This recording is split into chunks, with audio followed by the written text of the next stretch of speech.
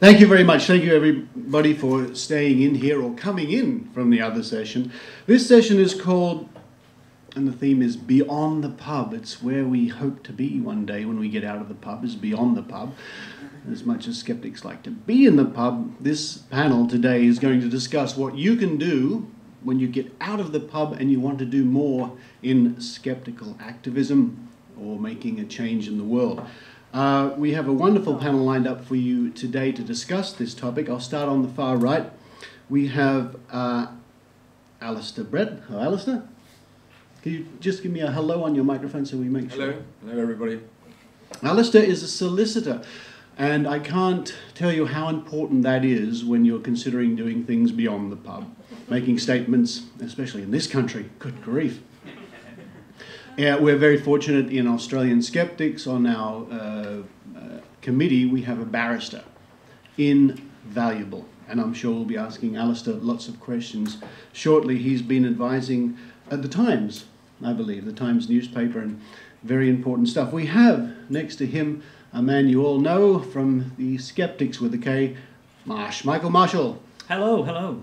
This is the same voice you hear on the podcast. It's amazing. For the few listeners that we have in the room, maybe half a dozen. Oh, you all listen to Skeptics with a K, don't you? Yes. Blimey, that's all of our listeners in this one room. This is impressive. And he is going to bring in his point of view to outreach, of course. Well, that's what you do when you have a podcast. It's massive outreach, and I think it's invaluable, actually, the podcasting. Immediately to my right, we have DJ Grothe from the James Randi Educational Foundation. DJ, hello. Hello. And a voice you might recognize too, absolutely, from podcasts over many years. And, well, what is the James Randi Educational Foundation? It's really about education, outreach, again, and I'm sure they get out of the pub occasionally. And myself, Richard Saunders from Sydney, Australia. I'm the host and producer of the Skeptic Zone podcast. Thank you. And a vice president, one vice president of the Australian Skeptics, New South Wales in Sydney, Australia. And I appear on TV from time to time doing skepticism. But yes, I have a huge interest in outreach, getting out of the pub and spreading the word. Now, it's interesting when contemplating this topic is which came first, the organisation or the pub? Now, for me, it was the skeptical organisation, and skeptics in the pub sort of came along later. So you probably the same, DJ. We come from a background of getting involved with skepticism and then having this wonderful thing called Skeptics in the Pub come along, where we meet lots of people, and people just come along to have a good time and find out more. But of course, many people, it's the absolute opposite. Their first introduction to skepticism may be a podcast, or as many people I know in Sydney, Australia, they come to the pub. They've been told about it, they see it on the website, they've Googled it, or yes, maybe they've heard about it on a podcast. So that's their basis, that's where they start from. And understandably, a lot of those people are so keen to get out there and bust the next quack, or expose the psychic. And it's great that they want to do that, but you can't just go out and do that. The world really doesn't work that way. So let's look at some of the issues, and we might start with you, DJ. How important, and I know it's education is part of the title of the James Randi Educational Foundation, how important is that outreach to get out there? So over the last 16 years at the James Randi Educational Foundation, one of our areas of focus has been supporting the skeptical grassroots, and that's valuable to us. But the mission of the foundation is not focused on self-identified skeptics as much as it is focused on educating the general public and being a reliable resource for the media. So Randi and the foundation over these years, yes, we've valued providing free educational and promotional and training resources for local groups. But if we had to list priorities, and it's true in the nonprofit world that you live with 100 number one priorities, so you don't always rank them. But if we had to list priorities, we would say it's the general educated public that is our primary audience. And then we appeal to self-identified and active skeptics to support that work as we combat the cult of unreason in society, as we engage our cultural competitors, even as we try to support local groups. And we do that through campaigns that local groups get involved with. But as you intimated in your introductory remarks, Richard, we come at this from the, can I say, institutional side of skepticism, and I mean that in the most positive sense of being institutionalized. If you look at the history of the organized contemporary skeptics movement, 35 years ago, men like James Randi and Carl Sagan and Paul Kurtz at PsyCop at the time and others, they did not sit down in some smoke-filled back room and plan to create a movement. They were a few intellectuals who said, there's a lot of nonsense in society, let's write about it, let's raise the alarm bell. And so publications were founded, magazines, and the movement of skepticism was not designed. It grew up organically of people reading those magazines and saying, well, it's good to get a magazine once a month or once a quarter, but I want something more. And so sort of organically, subscribers got together, at least in the United States, and then PsyCop and other organizations helped organize groups all around the world, really based on this grassroots model. And now there are both of those things going on at the same time, and I think opportunities like conferences, QED, TAM, and others open the doors for the organizations at the national and international level to work with organizations at the local level to advance shared aims, and that's our conversation today. Absolutely right, and I can't. I get asked this question a lot from journalists in the media when I say I'm going to a skeptics convention or at a convention like this. Oh, isn't it just preaching to the converted or preaching to the choir? Yeah, and your point is, but then I say that I'm in that choir. You know, I'll get up and say a few words. That's great, but I'm in the chairs and I'm learning. Every time I come to one of these conventions, I learn so much. They're invaluable to someone like me. So I might kick the same sort of thoughts over to you, Michael, with your outreach. How much of that do you think are just your listeners, of the feedback you get, are just people out there just enjoying being interested or want to do more? Well, I think that's it entirely, really. I mean, I think the reason that we do the show and the reason we put together the Merseyside Skeptic Society in the first place was to not necessarily preach to the choir, but to first find the choir and to let people know they were in a choir. Because I think they're probably I don't know if before I started doing things, I think I'd probably refer to myself in that analogy as a soloist without realizing that there was a choir that I could be singing with. And you realize that there are other people out there who think the same way or who have the same kind of well, the classic comment is, oh, I didn't know other people thought like I did. Exactly. Yeah. So I think while skeptics in the pubs are absolutely great for finding people who think the same as you, for sort of spreading information around a group and for collaborating. I think the reason we set up as Merseyside Skeptic Society, rather than just Liverpool Skeptics in the Pub, was to give ourselves the remit to be wider than a Skeptics in the Pub, to be wider than a podcast. I know day one when we sat down to put a group together, I spoke with Mike Hall, who you hopefully have seen knocking around the bald guy in a suit, looking a little bit weird and uncomfortable around people.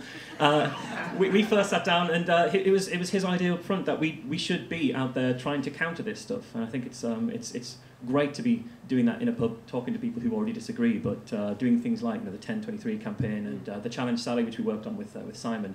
I think that's our chance, on with Chris, obviously, front row right here. And I think that's our chance of being your average man on the street, the local groups to connect up with the international organisations and to show that hopefully local groups can try and make a bit of a difference and show the ways that you can do that, really. Local groups can make a difference, and what we're going to be discussing soon is something along the lines of what can you do, and maybe more importantly, what you shouldn't do. And that's why we have Alistair along today. Now, you've been giving advice to many people, and I think you told me earlier you have something, foundation... I set up a company called Early Resolution. Early Resolution, get onto it. The one thing you don't want to do is get into the hands of lawyers. They are the most expensive pedigree in this country. And when you start listening to some city lawyers charging at £500 per hour, you say, what? Per hour? And they say yes. And then if they're on a CFA, which is a conditional fee agreement, it goes up to £1,000 an hour. You cannot afford to get into the hands of lawyers. So we've set up a company called Early Resolution, which is designed to help people try and sort out problems very early on in the day with the libel action. It started when I was at the Times. We managed to accuse 2 well-known MPs of coming out of Madame Jojo's in Soho, which is a fairly risque nightclub with a transvestite theme. It's nice, I've been there, it's nice. It's nice. Anyway, having accused these 2 MPs of having come out of Madame Jojo's, we then suddenly realized they'd only been hailing a taxi, so we had to immediately apologize and say sorry. So I rang one of the MPs on the Monday and said, I hope the whole apology was to your liking and everything else, and that, you know, squares the circle. No, Mr. Brett, we want damages. So I said, oh God, you're kidding me. An MP wanting damages simply because we've said you've been to a nightclub in Soho. Yes, Mr. Brett, it was very damaging to my reputation. So I said, okay, let's sort it out really quickly without you going to the High Court. We'll ask a well-known silk, a leading lawyer in libel, plus 2 lay assessors who happen to go to nightclubs in Soho, and see what the 3 of them, as a kind of mini jury, think about this.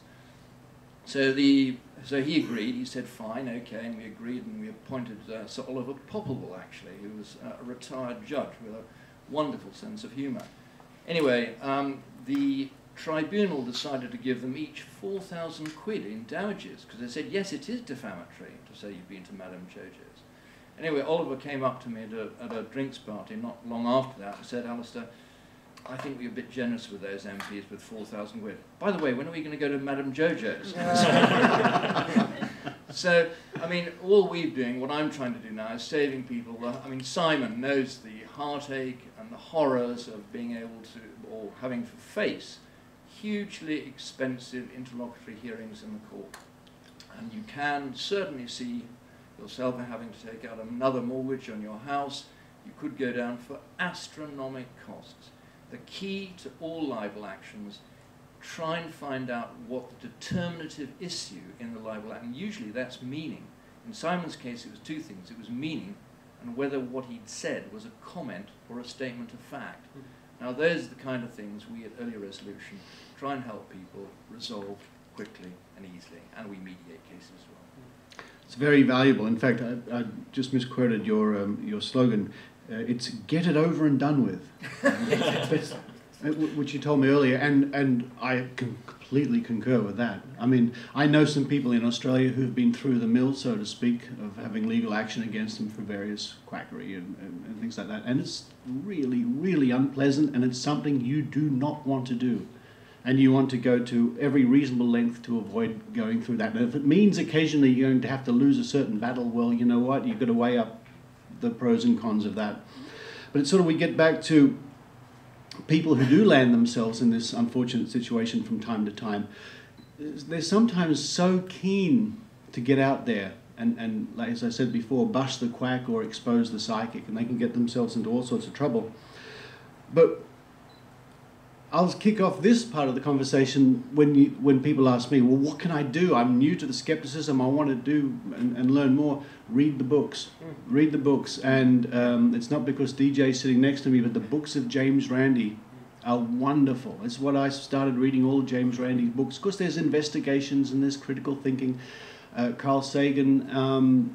But yeah, and you can tell Randy that I've been flogging his books in public, but I reread them too, especially who's read The Faith Healers by Randy. That's the book you read and you want to kill someone, you know, you bastard. It really makes you angry. Angry enough, I guess, then to do something foolish without consulting good legal advice. Of course, we don't put that you want to kill someone in the promotional literature of the book. But, I think you're hitting the nail on the head. One of the challenges the JREF experiences when we organize at the grassroots is, can I say maybe controversially, that there's some over-ambition at the grassroots sometimes, or ambition, let me correct myself, but ambition that's misdirected. So everyone wants to bust the next Peter Popoff. Everyone who just read James Randi's Faith Healers or just kind of deconverted from his or her paranormal worldview. And might I suggest that to be a Joe Nickell or to be a James Randi or to be a paranormal investigator who actually engages with the cultural competition successfully in the media and in the public eye requires a studied level of expertise. You need to know investigative methods. You need to know how not to make a silly fool of yourself by discounting claims out of hand, but instead really being an open-minded sort of skeptic who's not going to be yourself dismissed by the media as just some closed-minded debunker. And the local groups, of which I'm a member of many. You know, I moved from St. Louis to LA. I was a member of the groups in St. Louis, in LA now, in New York, where I was before. The local groups serve a different purpose, it seems to me, than professionalizing skepticism. The local groups are sort of a place for our community, for a besieged minority, if I could speak of it in those terms, to kind of lick their wounds, to say, hey, we're a cognitive minority, or what Christopher Hitchens called a cognitive elite. You know, we like getting together and being skeptics together, throwing a few back and talking about all the nonsense out there. You know, skeptics get together and talk about another reason why ghosts don't exist, or another reason why Loch Ness Monster doesn't exist. And that has a certain social function that I prize. But that's a different function. It's serving a different goal than engaging the public and working to change minds about these central and most cherished beliefs. And I don't think that they're opposite, but they're not continuous. They're not the same goals. It's worth remembering too, of course, and you alluded to this earlier when Randy and Asimov and Carl Sagan were sort of getting this process going, that they didn't have this in mind, you know, at the end of the day. And indeed, when I was starting to get into skepticism, it was out of pure curiosity and interest. I certainly didn't envisage being in front of you today. What's your background, Marsh? Was it more or less the social aspect, or? Yeah, I guess. I mean, I think, as I say, I suppose I was a soloist looking for a choir. You know, we found that with the Merseyside Skeptics when we founded that. You know, it is a very sort of welcoming and engaging kind of communal feel that we have. But when it comes to, you know, getting involved with the activism, I think it's the idea of spreading the information that you have. Because you find, when you come along to a Skeptics in the Pub and you get all this amazing information, you find out that homeopathy actually isn't just herbal medicine, as a lot of people tend to think. You think, oh, it's water, it's bollocks, I want to shout it from the rooftops. And then, you know, when it comes to how you do that, it's so easy to... Exactly, case in point.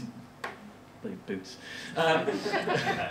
But no, it's so easy once you get that knowledge to want to shout it from the rooftops and not really think about how you're putting that across. But when we did come to do the 1023 campaign, for example, we spent months looking at all of the arguments that get put forward and thinking how best to counter that. You know, do you want to directly be talking to the people who take and believe homeopathy? Do you want to be outing a homeopath for doing this and that? Do you want to be trying to convert homeopaths, or do you want to try and head for this middle ground of people who think it might be herbal medicine, don't know that's bullshit? And you know, it's very easy to have that unchecked ambition and to let it take you in places that aren't necessarily the most effective. But you know, through spending a lot of time reading the literature, you know, reading not just the literature, but I guess the other side of the argument as well, and reading what people say. You know, we take homeopathy because conventional medicine does this, and you have then a good understanding of how to engage with the people who are caught in the middle of all this, really. So I guess while I came in to be social, I think moving into the activism, the more you can understand about the point of view that you're talking about, I think the more effective your communications can be.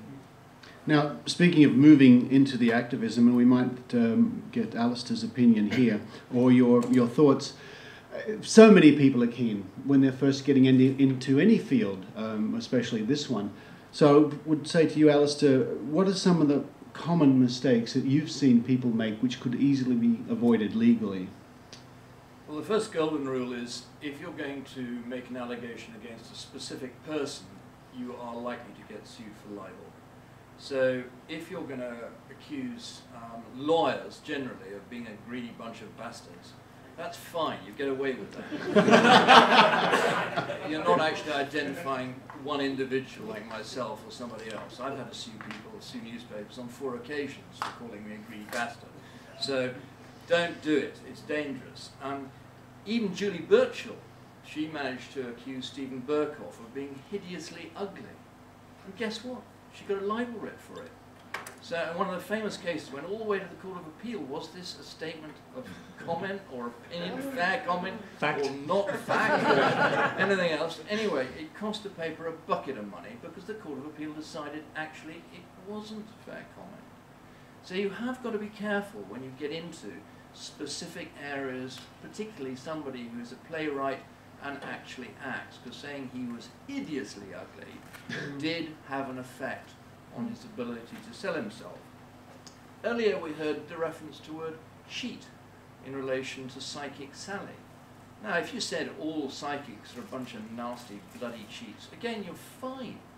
Be careful when you get specific because you end up with a libel rate, however daft it may be. And to that extent, again what wasn't said there, all the assumptions are on the side of the claimant. So Psychic Sally is assumed to be a psychic. She's assumed to have a wonderful character, blameless and all the rest of it. When in fact she's a greedy bitch, excuse the language. But you know, you have got to be so darn careful with this before you let yourself into the trap of lawyers and endless going backwards and forwards to the High Court.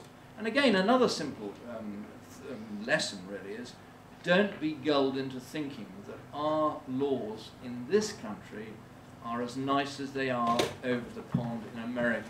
Mm-hmm. America has a First Amendment and it enshrines free speech. They get away with endless things which we wouldn't begin to get away with in this country.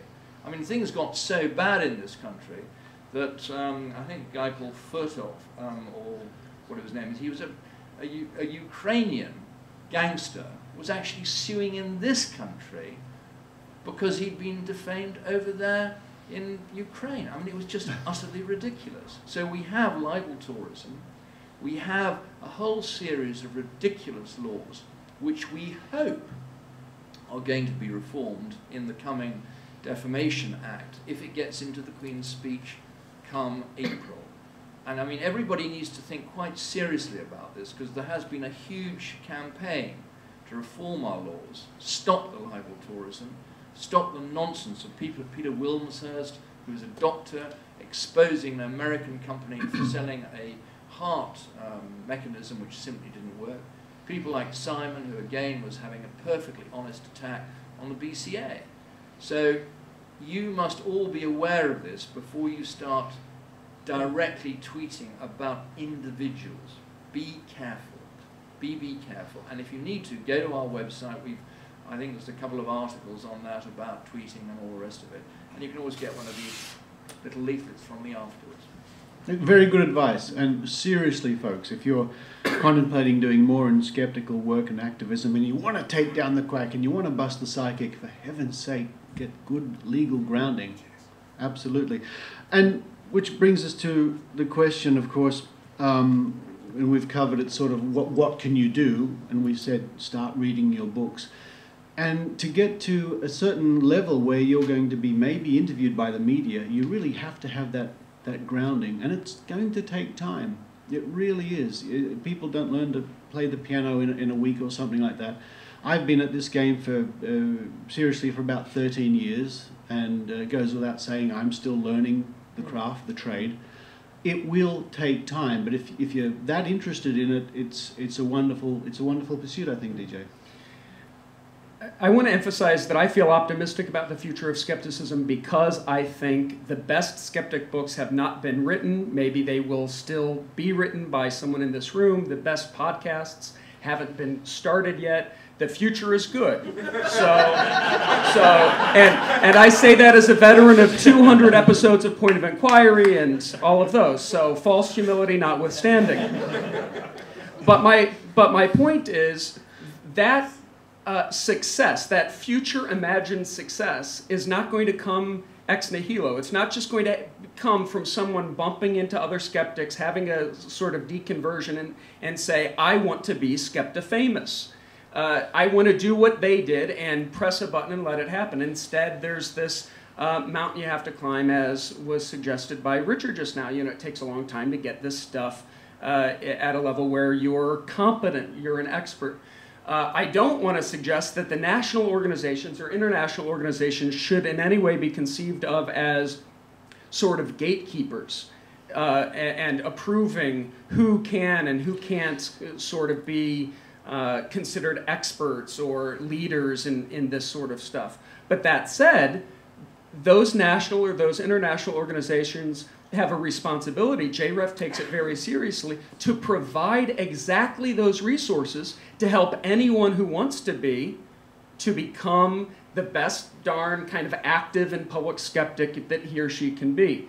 So it can sort of happen on your own if you want to, you know, stay up at night in your parents' basement watching YouTube and seeing all the old like skeptic greats, or you could read the books, etc. But you could also, you know, things like this are akin to professional training, right? You go to conferences, you go to workshops, you get involved with the activities of the local organizations, you develop core competencies that you can go out there and basically, can I say, advance the skeptic mission in a way that doesn't seem amateurish. And I know it sounds like I'm drawing a distinction between amateur skeptics and professional skeptics, but I guess I am calling for this goal of this worldwide skeptics movement to professionalize itself as we work to combat our cultural competitors. You can't do it just through good intentions. You have to do it with expertise.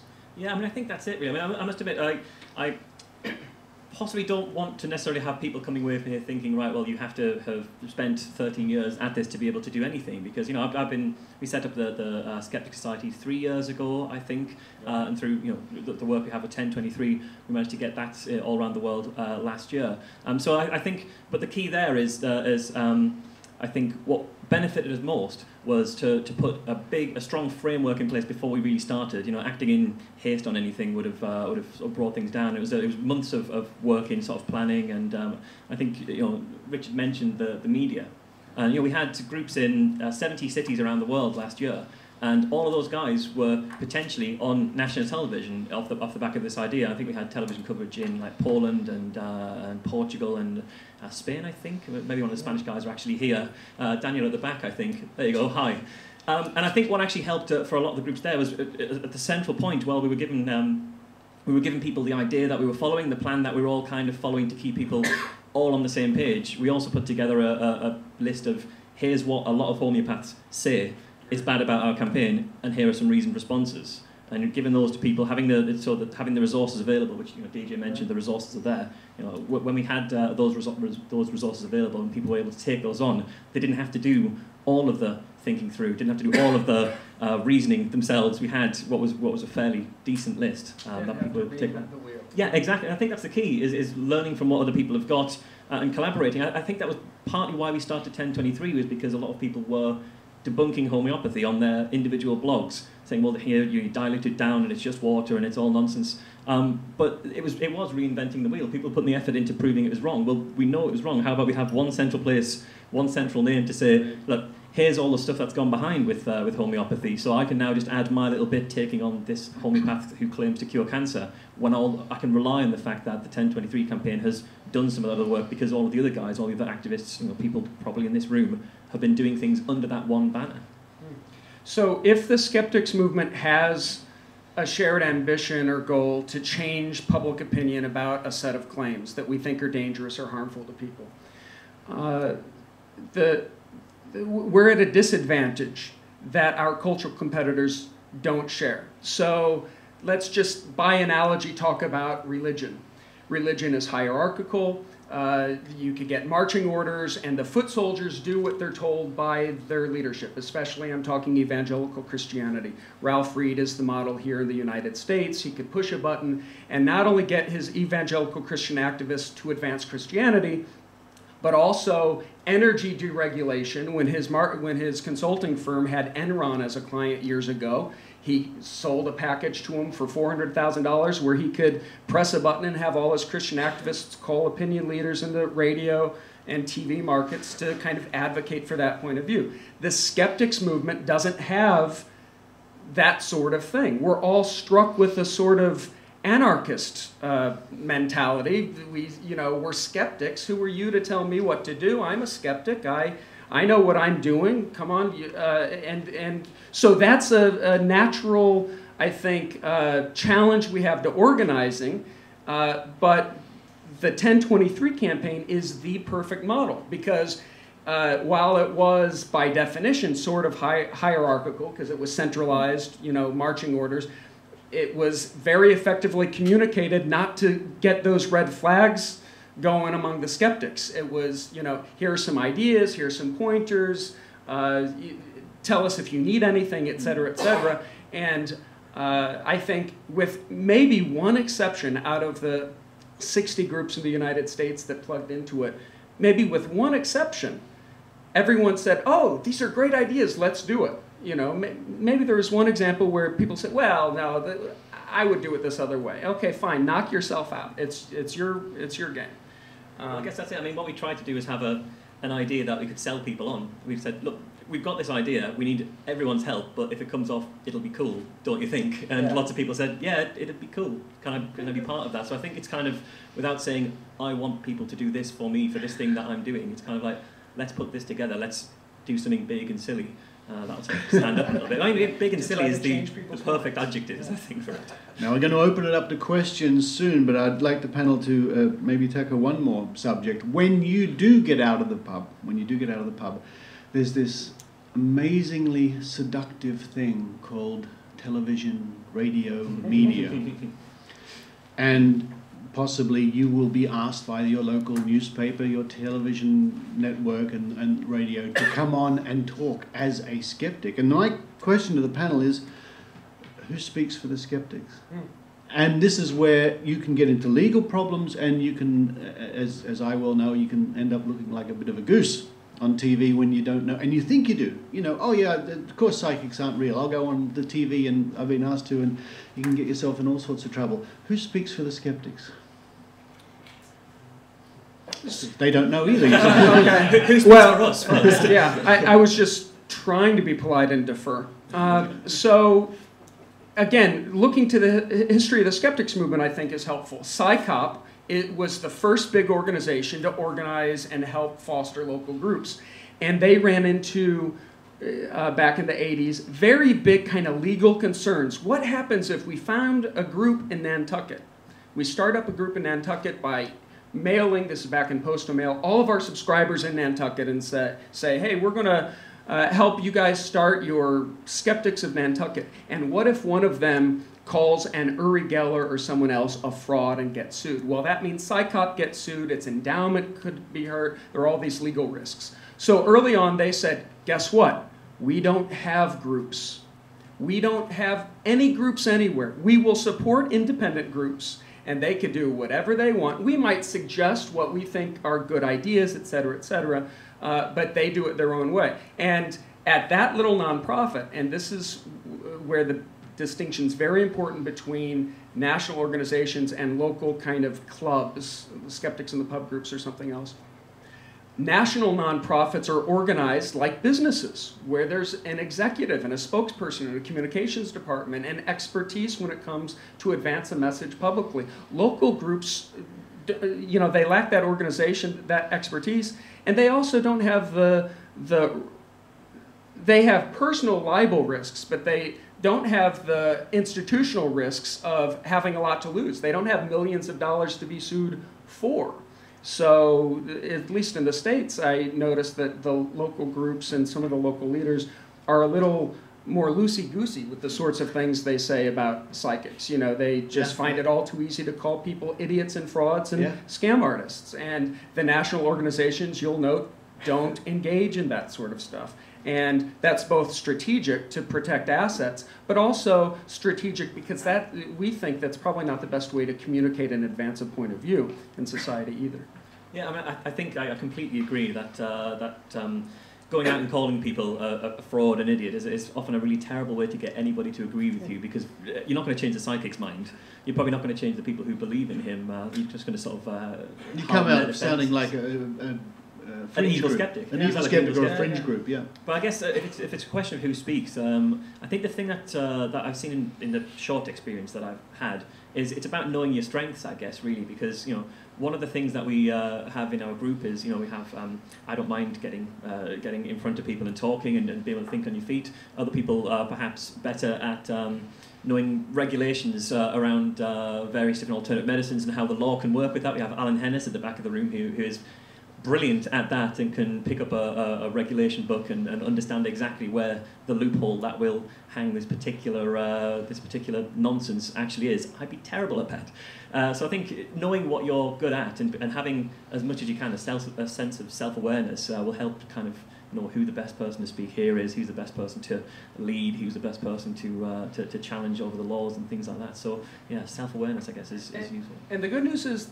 there's training for anyone who wants to know how to do media relations. You can learn that. You don't have to figure it out on your own. You can learn how to do interviews, say. There's expertise you could develop. Yeah, you can find out how not to call someone a fraud, which is a mistake I made very early on with a Liverpudlian psychic who did threaten to sue me. But I think I'm okay because he went down for fraud before I I happened to look, I remember seeing his website. I think, oh, he was a fraud, thank God for that. I don't know if I'm legally fine with that. But we're not recording this, I don't think. No. I hate to sort of be boring and lawyer, but the words, obviously, which lawyers bandy around court are in the public interest. And that is vitally important, because if you cannot prove the truth of what you're saying, you have got to come to grips with the Reynolds defense, which we helped develop. Reynolds defense is if you're saying something in the public interest and you have researched it thoroughly and responsibly and then put it into a newspaper or onto a blog site, you should be okay. I mean, we had a case 3 years ago where one of our journalists had written a big piece about whether or not a copper had been taking backhanders. And he was in the extradition squad in London. And he researched this case endlessly. And because he'd done such a good job on researching it and contacting absolutely everybody who might have been able to confirm something, we couldn't prove actually the passing of brown envelopes, but we could prove bloody well everything else. So after 3 days of heavy cross-examination by the Coppers barrister, we actually got a favourable response. And that, in fact, was had another case where we had a donor to the Conservative Party who we had said he'd donated over 200,000 quid to the Conservative Party in hidden donations from companies of his. And we said that one of his companies was hoping to have changes in the gambling laws. He sued us because he said, "You're suggesting I was trying to bribe the Conservative Party." And we said, "No, I'm terribly sorry, that is not a meaning which can be extracted in any way. It's of public interest. People should know who are contributing large sums of money to the Conservative Party in hidden donations." So do always keep in mind the public interest element. Being a skeptic as to whether John Terry's had 55 affairs or just one, won't you get anywhere? But on the other hand, doing a really serious job on thalidomide or the way a local council is behaving or something like that will get you miles and miles, and you should be relatively safe. And that's why you should listen to your legal advice, folks. Now, I think we have some time for some questions. Right down the back.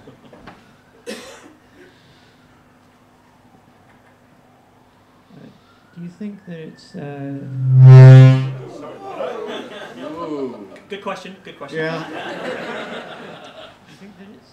Do you want some feedback to that question? Oh, Yes. Do you think that it's possible to be a skeptic about a particular subject, like say... I'm so sorry, we really can't hear. I'm so sorry. Do you think it's important to be a skeptic about a particular subject, a speciality? Do you think that would help? So specialising. Yeah, the question was, do you think it's important to be a skeptic on a special area or a special topic, I guess?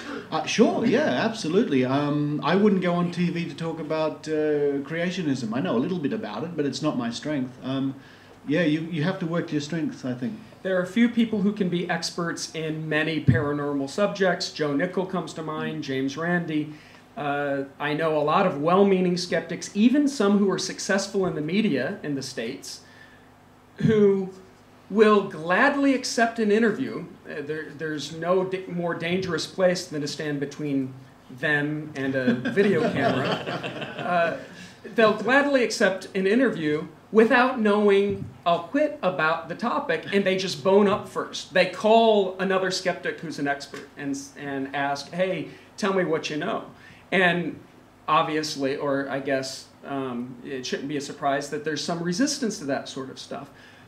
So if you want to be, can I say, skeptifamous, if you want to be a public figure advancing this point of view, figure out something you want to become an expert at and become an expert.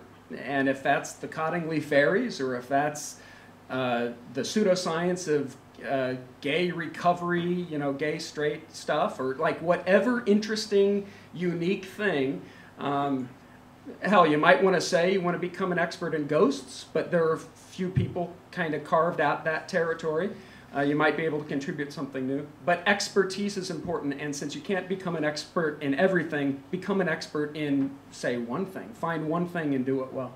Yeah, I mean, there's only so many hours in the day, and to do the kind of reading and the kind of like understanding, the real sort of planning around a certain topic, just picking one or two. I mean, that's why we tried to focus on homeopathy. It was at the time that a lot of people were focusing on chiropractic, obviously because Simon had talked about the BCA. There's a lot of work going on there. We figured we could do a little bit about chiropractic, but why? There are already loads of people doing that, but there's nobody doing homeopathy at the moment. So we'll be the homeopathy guys. Someone else can be the chiropractic guys, and we can have that kind of level of involvement, I guess.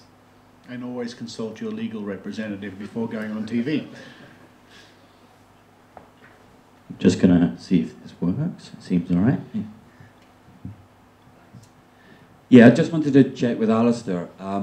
When you mentioned the Reynolds defence and the public interest, does that mean the general public? For example, if you have a psychic and you quote the public interest of her public, the people who go to her show, will that also work, or does it have to be the general public?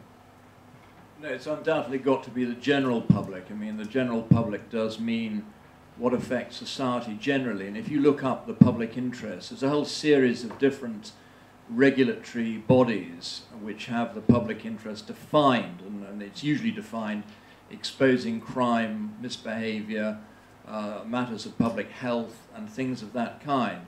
So somebody who is basically defrauding people of money by trying to make out they're a psychic would undoubtedly be in the public interest, I suspect.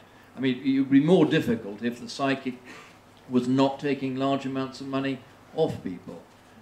If you had a psychic who was actually going around just trying to help individual people who somehow wanted to believe that that psychic could contact their lost ones, then you might have a problem. But somebody taking large amounts of money off large areas of the public, undoubtedly that would be in the public interest.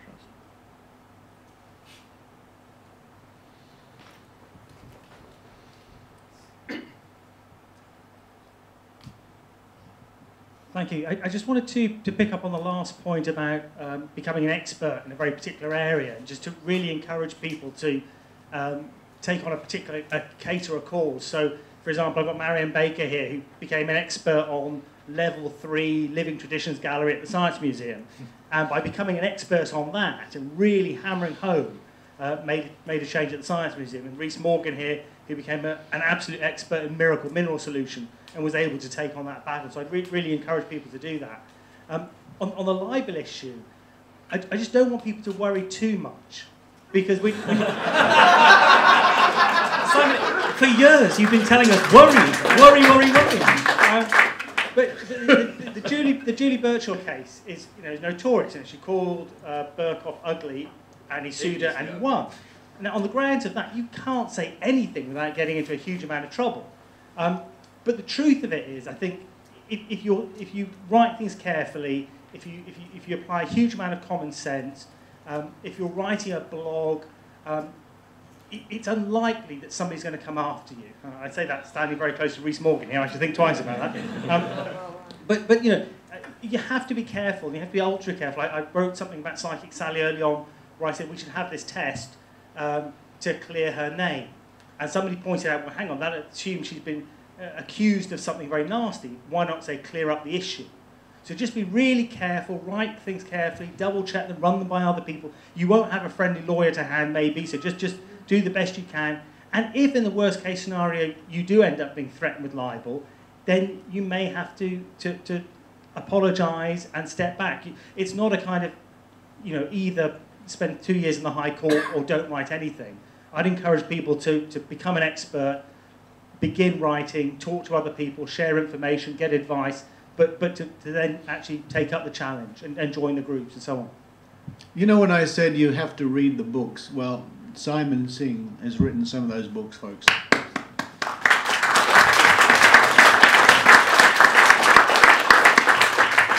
Simon, it also it's also usually helpful to have a lawyer at your hand. I seem to remember a little case with Johnny Ball. Do you remember Johnny Ball getting very excited with you? Alistair Brett got me out of a huge amount of trouble with Johnny Ball a few years ago. He's an absolute hero. He's one of the absolute top guys in Fleet Street for many years on libel. So we've got an absolute world authority in the room. So great to hear from you. Where's our microphone roving? Oh, there you see. There are now a lot of the smaller Skeptics in the Pub type groups and the equivalents, Café Scientifiques and so on. So there's probably quite a lot of people in this room and people who couldn't make it who are already involved in a very local grassroots sort of a way. How do they step up to the next level of getting involved in the bigger campaigns? How can we go from running a 30-person one to, holding 200 people conferences and so on? That's a very good question. By the way, who here goes to Skeptics in the Pub, no matter where? Wow. Blimey, look at that. I think that's Who doesn't? Yeah. Get Who out. here is part of a local skeptical organisation, a skeptical society? Yeah. In this country or? Anyone? It's fine. I'm really not sure how to reply to that question. It's, I guess, how circumstances come about. If you're that keen, get back to the books, know your topic, research it, and see where that takes you, unless there's a local cause that you can really get into. Yeah, I mean, as much as anything, I mean, I ask who's part of a local skeptical organisation, because obviously everyone here goes to a Skeptics in the Pub, but they're Skeptics in the Pubs and they're not local organisations. And I think what we really wanted to do when we set up was we set up as the Merseyside Skeptic Society. Skeptics in the Pub was something we did, but it allowed us the space to do other things. Even it doesn't necessarily have to be going from a 30-person event for Skeptics to a 200-person event to Skeptics or onward from there. Having a 30-person event for Skeptics, and from there taking a look through your local papers, looking for the stories about UFOs, looking into what's going on, they're getting an opposing opinion in there, getting on your local radio when a certain psychic who we all know by name might be in town. Talking to people who might be going along and offering them resources to see how some psychics might be using cold reading or hot reading. These are great ways of getting involved at a local level beyond the pub. Right. Marsh's answer suggests that there's a middle level. So it's not either local social group where you go to hang out with your tribe and kind of lick your wounds being a skeptic among the believers, or celebrate your skepticism among all the overly credulous. So that's maybe one level, and there's nothing wrong with that. We're social primates, fine. The national level is this activism. There's an action alert, everyone sign this petition, or contact this elected official in the United States or whatever. But the middle level is not for everyone, certainly not for everybody at a Skeptics Pub gathering, because some of those people just want to be those who get their social needs met hanging out with their cognitive minority, right? But some of those people then say, well, I can do more. And Marsh listed a number of things just now, like letters to the editor, and it's a kind of middle-level activism where it's not a national campaign, but it's still more than just getting together and talking about another reason why Bigfoot doesn't exist.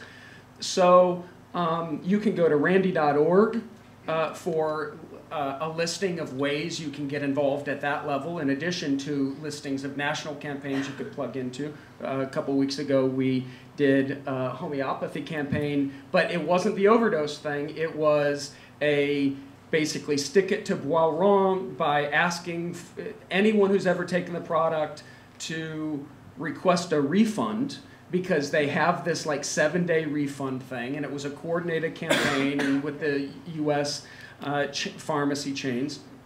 And I will also say, I just don't have the details memorized. I just learned about it yesterday. But Boiron in California recently, just within the past few days, did a mass, like a settlement refund to thousands of their customers because of some, not exactly a class action, but there was a settlement. So these sorts of things, I suggest, can have an impact at whatever level you're doing it.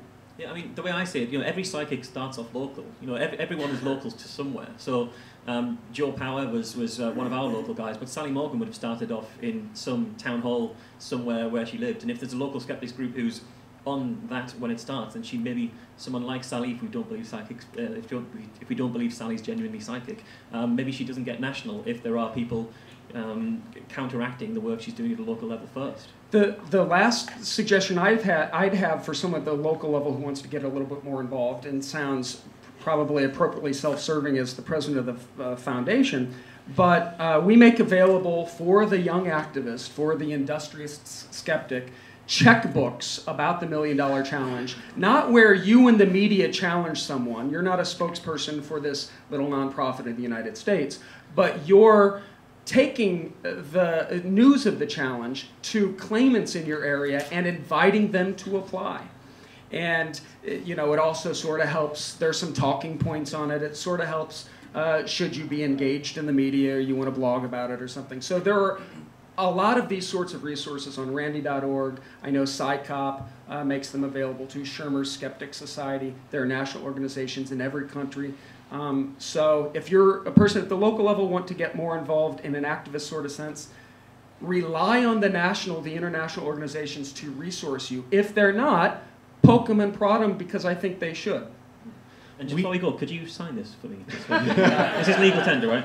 I thought we would take one more question, but please come up and see us in a moment. We better wrap it up, everybody. And I'll wrap it up with a message. It's great to get out and beyond the pub. It really is. It's very important, but it's good to go back. And so the social aspect, the chatter, the friendly, warm feeling you get from skeptics in the pub all over the world. And my goal is to visit everyone in every continent. I'd like to thank very much our legal advisor for this afternoon, Alistair Brett.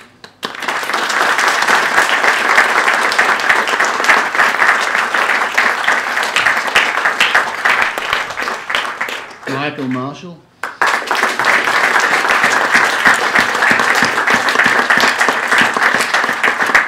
And President of the James Randi Educational Foundation, DJ Grothe.